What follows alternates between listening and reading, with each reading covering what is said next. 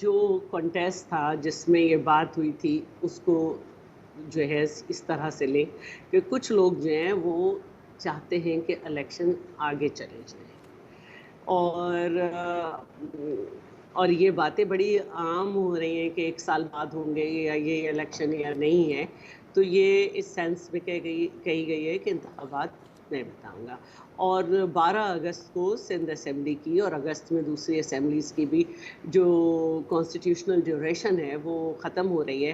اب یہ ان سب کا فیصلہ ہوگا کہ یہ ایکچوئل ڈیٹ پہ آٹومیٹیکلی ریزالو ہونے، آٹومیٹیکلی جو ہے اس کو تحلیل ہونے دیں یا ڈیزالو ہونے دیں، یا یہ کہ اس سے 4-6 دن پہلے کریں گے تو یہ نومبر تک جا سکتے ہیں. تو یہ ایک ہے ایسی بات، لیکن پاکستان پیپلز پارٹی وقت پہ الیکشن چاہتی ہے.